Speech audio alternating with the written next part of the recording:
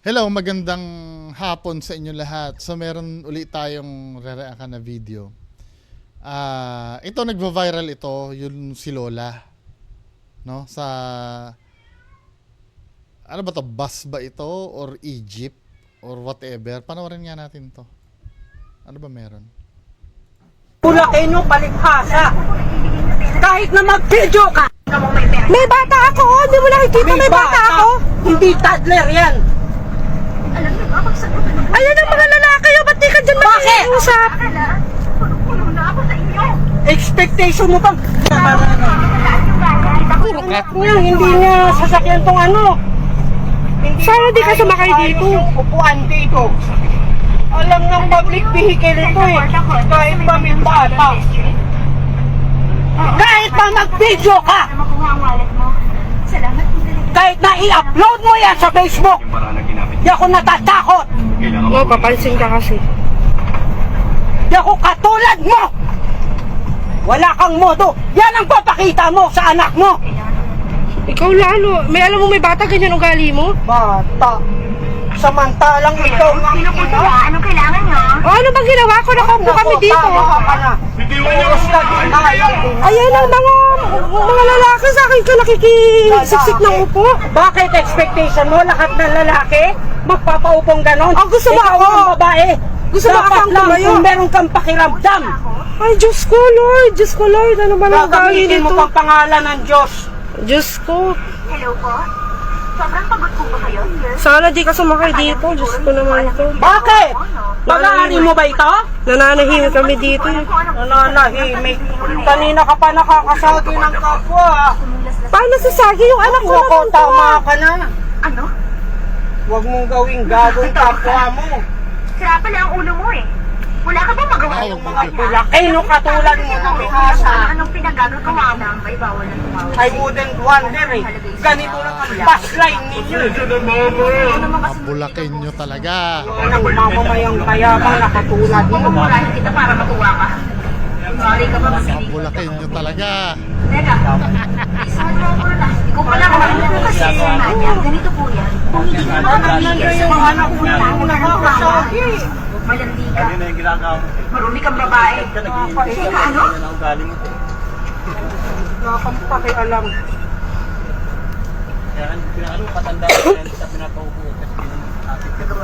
Hindi yung ganon. Ikaw din ang mali. Kayong mga mali. Hello? Wala akong pakialam bakit. So, your resources po ito. May bakante po ito para sa mga gusto ng paggabi. Marami taga Bulacan dito. Dito na lang kaya paikot na yung Bulacan. Bulacan to. Kaya nga, probinsya ninyo, walang kakita ko nito. Daming pinapatay na sa adik. Ano pa kaya nga mali? Nakikinig ako ah. Sa akin. Puro Bulacan to. Huwag mo lalatin ng Bulacan. Tama na yung pagiging righteous ko na ninyo. Napaka-ironic na ano. Tapos na ano, matanda, ikaw lalaki? Ay no, you are the wrong one. Tama na. Kung ikaw din, matinong lalaki ka, hindi ka dapat papatol ganon. Kaya ngayon, lumilitaw tuloy, kayo, karakteristik yung ibang taga-Bulakenyo. May kaibigan kami Bulakenyo, pero hindi katulad mo. Hindi lahat ng taga-Bulacan ang mindset katulad mo. Madami kaming kaibigan yung taga-Bulacan, matino at hindi katulad mo. I'm not even asking for your stupid opinion. Alam mo naman bakit? Kung kamag-anak nga namin dun sa Biglaap eh. Taga-Bulacan din pero hindi ka ugali mo. Kaya hindi lahat ng taga-Bulacan kamukha ng idea mo. Kayo, imbes na yung gobyerno ninyo, supportahan nyo na. Masyado kang mayabang, patriotic, kunot, nationalistic. Daig mo pa yung ibang tahimik na Bulacan yung tumutulong ng tahimik yung probinsya nyo. ng tone. Malapit na matapos eh, saka ako magsasalita. Tapos mag-anong bumili. Yan ang characteristic mo eh. Magaling kayong bumili. Ayun pa naman si Lisel, oh. Nyo, baka mapahiya ka. Ang tinuro ng mga matatandang mula sa inyo, pag lalaki, hindi pumapatol sa babae. Tapos kahit ikaw mag-video ka, ikaw wala kang modo. Sige, ipaglaban mo ganyan. Ako pang mananakit? Sige. So, dyan nagtatapos yung video. Ako, no, kung ako lang ha, medyo unpopular ang magiging opinion ko. Ang sisisihin ko dito yung mga kaaway ni Lola eh. Kasi ito si Lola, given na yung pagiging ano niya, dapat hindi nyo nalang pinansin. Anong una inaabangan ko? Ano bang pinag-aawayan nito?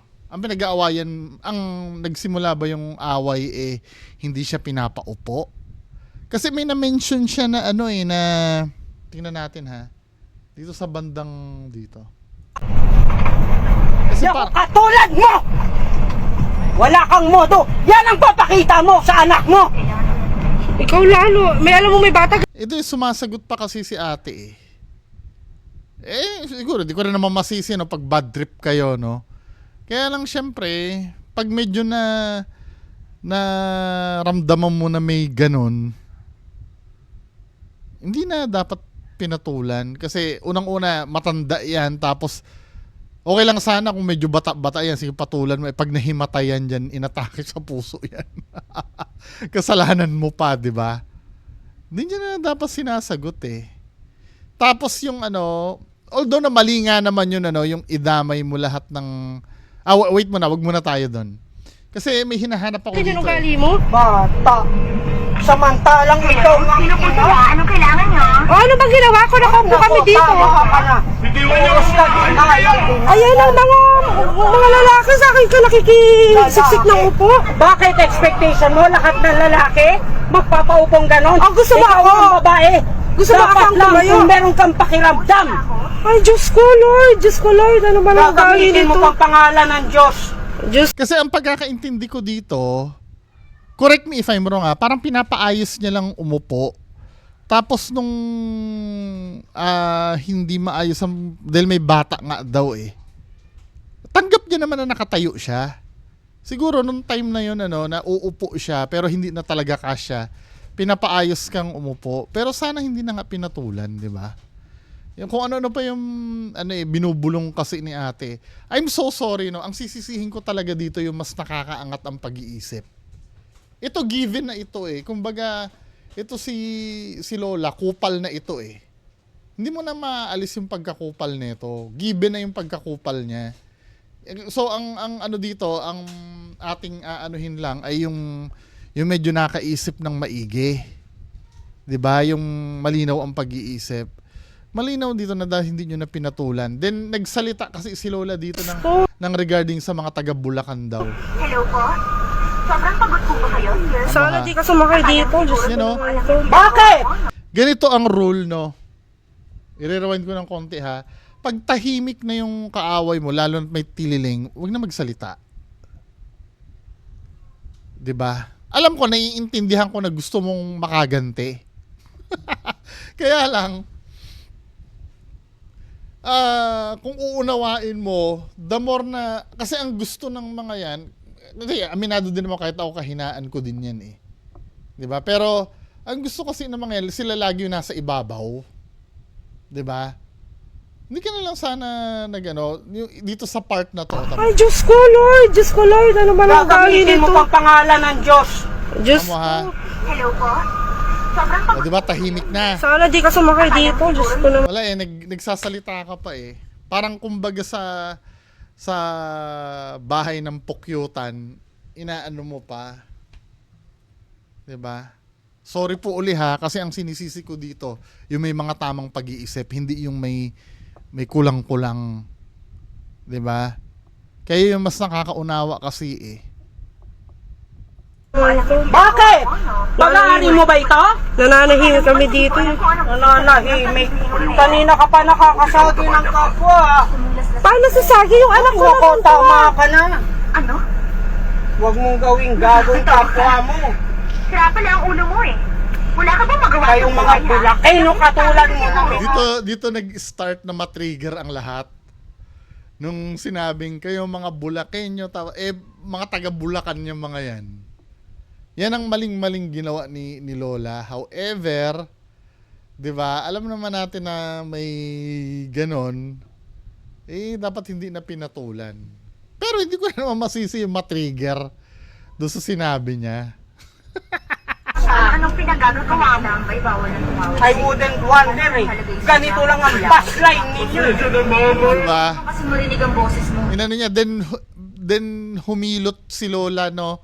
Nung may pumalag na ibang tao. Wala nang mamamayang mayabang na katulad mo. Pupurahin kita para matuwa ka. Sorry ka pa, masinig-inig ka pa kung pinupura ka. Teka, naisahan mo ako na. Ikaw pala ang ano kasi niya. Ganito po yan. Kung hindi ka makakigil sa mga anak mo na Nakakasagi. malandi ka. Marumi kang babae. Teka, ano? Nakakampakialam. To be fair naman, maayos naman yung umaano sa kanya, no?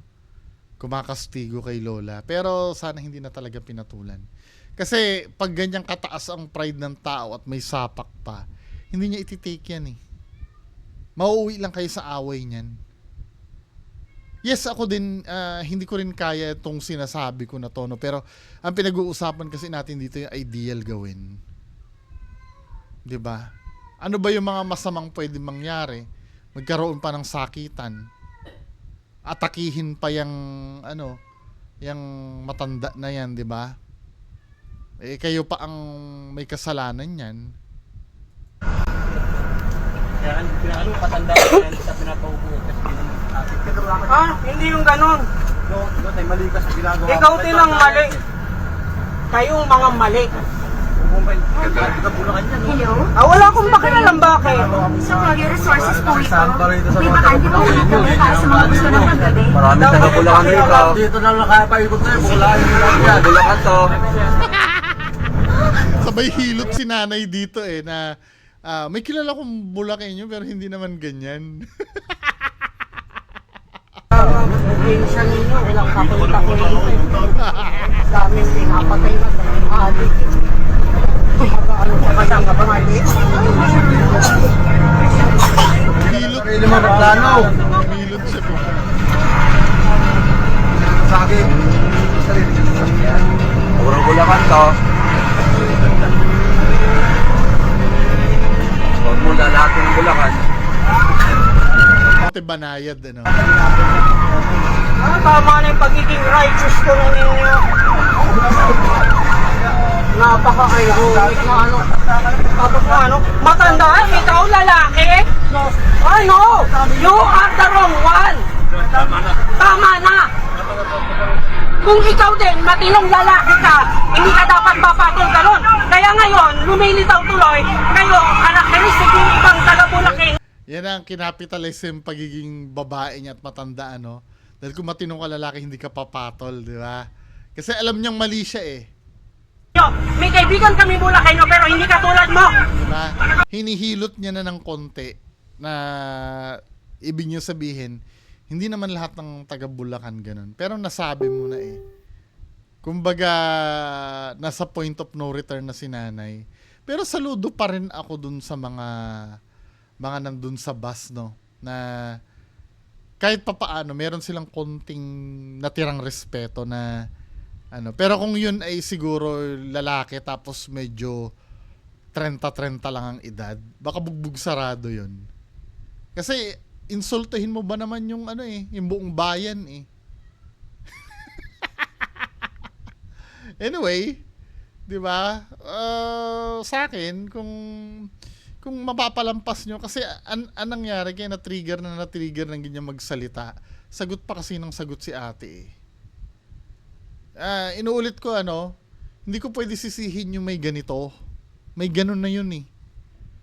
Kayong mga sana ang nag-a-adjust. Kayo na sana nag-adjust, 'di ba? Anyway, yan lang naman ang pag-uusapan natin ngayong hapon. Magandang hapon sa inyong lahat. Bye-bye.